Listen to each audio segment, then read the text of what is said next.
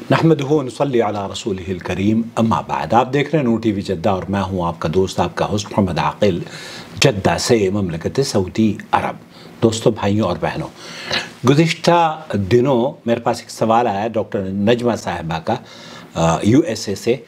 उन्होंने कहा कि किसी बड़े आलिम दीन की उन्होंने तकरीर सुनी है और जिसमें उन्होंने एक हदीस बयान की है और उस हदीस के बारे में वो तहक़ीक़ चाहती हैं। इस सिलसिले में वो हदीस क्या थी, ये आपकी खिदमत में अर्ज़ करने से पहले इतना अर्ज़ करना चाहता हूँ कि जिस तरीक़े से अहले इल्म के दरमियान बहुत से इख्तिलाफ़ात पाए जाते हैं, आपको भी मेरी वीडियो से या मेरे व्यूज़ से इख्तिलाफ़ हो सकता है, लेकिन इस इख्तिलाफ़ की वजह ये ना हो कि हम एक दूसरे का अदब और एहतराम ही खो बैठें। जी हाँ, वो सूद के बारे में जानना चाह रही थी, क्योंकि ये कहा जाता है कि सूद का गुनाह अपनी माँ से बदकारी करने के गुनाह से भी अशद है। और वो हदीस क्या है, मैं आपकी खिदमत में वो हदीसें पेश करता हूँ।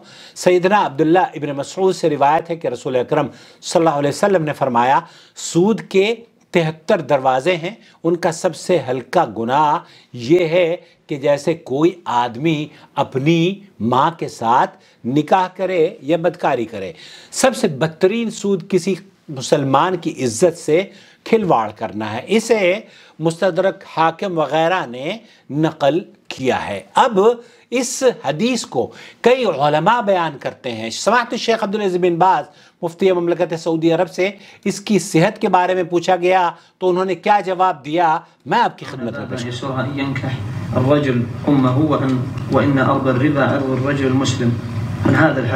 हल हादा हदीस सही। वो हदीस पूछी जा रही है, क्या ये हदीस सही है?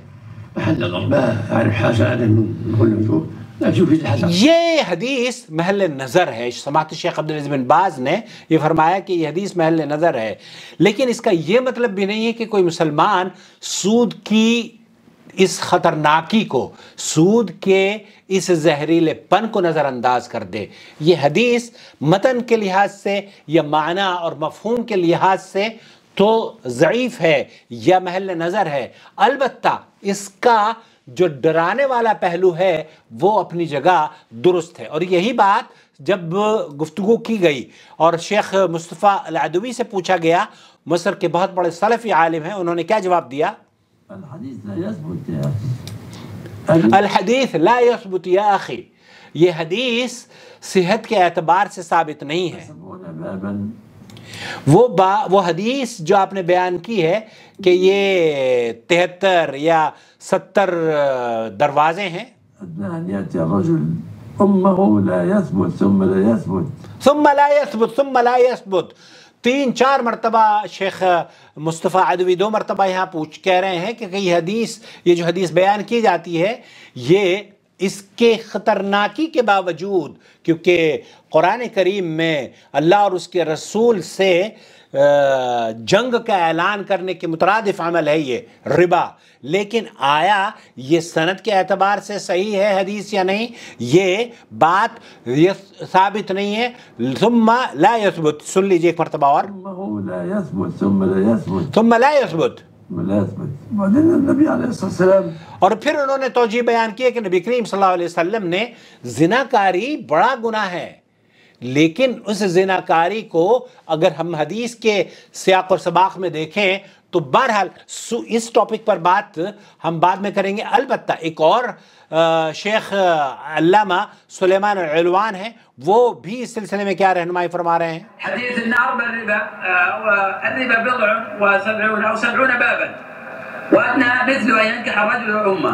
इसका सबसे कम गुनाह यह है कि एक शख्स अपनी माँ से निकाह करे या उससे जिना करे।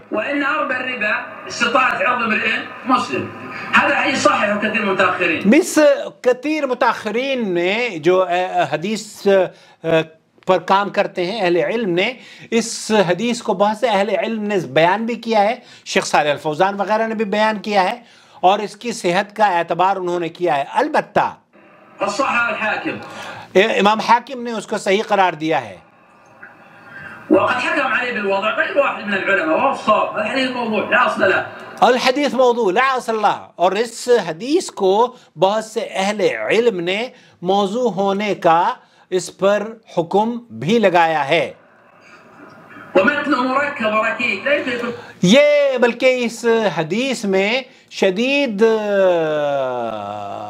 نکارہ پایا جاتا ہے، اور بہرحال یہ ٹیکنیکل گفتگو نہ کرنے کے بجائے ہم اپنے دوستوں سے اس کے بارے میں ایک اور بیان جو میری تحقیق میں آیا ہے، شیخ عبدالقادر شیبہ الحمد ہے، ان سے پوچھا گیا تو انہوں نے کہا، اس حدیث کو بیان کیا امام حاکم نے، اور انہوں نے یہ بیان کیا ہے کہ اس حدیث میں الحديث الأول هو حديث أبي هريرة في سنده أبو معشر نجيح ابن عبد الرحمن وهو متفق على تضعيفه۔ تو اس راوی کو اس بات پر سب کا اتفاق ہے کہ یہ راوی ضعیف ہے۔ اس سے قطع نظر کہ اس حدیث کو مختلف علماء صحیح بھی بیان کرتے ہیں اور حسن کے درجے میں بھی لاتے ہیں، اور ربا سے ڈرانے کی لوگوں کو اس حدیث کو استعمال کیا جاتا ہے، لیکن آیا کیا یہ حدیث صحیح ہے؟ یہی بات کہی جا رہی ہے۔ الشیخ کہلان الخروصی وہ اس سلسلے میں کیا رہنمائی کریں، دیکھیں سنتے ہیں۔ ما صحة هذا الحديث؟ الربا 73 بابا، الربا 73 بابا، أن ينكح الرجل أمه، وہی 73 دروازے ہیں اور 73 درجے ہیں، اور ان میں سے ادنا درجہ یہ ہے کہ ایک آدمی اپنی ماں سے زنا کرے۔ وإن أربى الربا عرض الرجل المسلم۔ الحقيقة أن هذه الرواية فيها نكارة شديدة، فيها نكارة شديدة۔ اس حدیث کے بارے میں اہل علم کا ایک بڑا طبقہ یہ بھی کہتا ہے کہ یہ روایت حد درجے اس کے اندر وہ ضعف پایا جاتا ہے جس کو قابل استدلال، شیخ بلکہ یہ فرما رہے ہیں کہ جب بھی کوئی اس حدیث کو بیان کرے تو اس کی صحت کے بارے میں لوگوں کو ضرور بتائے کہ اہل علم نے اس پر کلام کیا ہے، کیونکہ نبی کریم صلی اللہ علیہ وسلم پر اس طریقے کی الفاظ بیان کرنا جو آپ علیہ السلام سے ثابت نہ ہو، یہ غیر مناسب بات ہے۔ في متنها، اس کی متن میں بھی کلام کیا جاتا ہے، وإن حاول البعض، اور بہت سے اہل علم نے بہت سی کوششیں کی ہیں اس کو صحیح بیان کرنے کی، تحسين سندها، تحسین سندها، لكن متنها ينضخ بكثير مما لا يتسق مع الأحكام الشرعية ومع المعاني التي جاءت بها هذه الشريعة۔ یہ حدیث کے معنی اور مفہوم کو بھی اگر لیا جائے تو وہ متعارض ہے قرآن و سنت کے احکام سے، کیونکہ قرآن اور احادیث میں ظلم جو بات کی جا رہی ہے، شیخ مصطفیٰ العدوی بھی یہی کہہ رہے ہیں، یہاں دیکھیے سنتے ہیں ان کی بات کو۔ یا رسول اللہ، آپ علیہ السلام سے پوچھا گیا کہ سب سے بڑا گناہ کیا ہے؟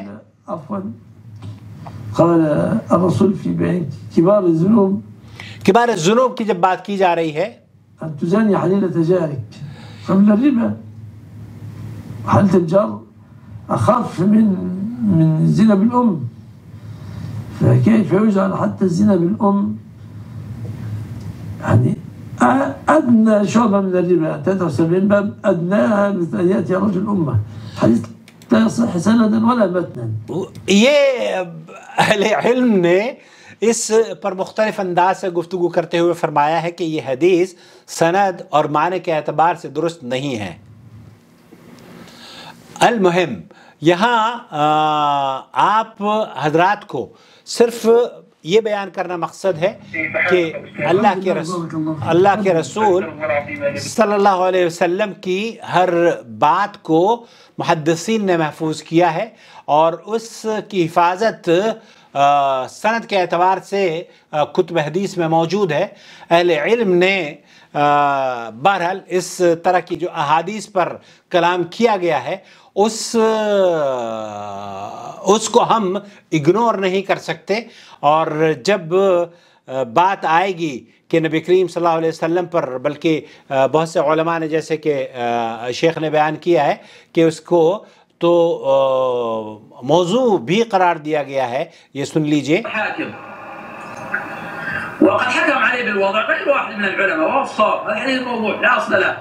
یہاں شیخ سلیمان العلوان یہ فرماتے ہیں کہ یہ حدیث موضوع ہے، لا اصل لہ۔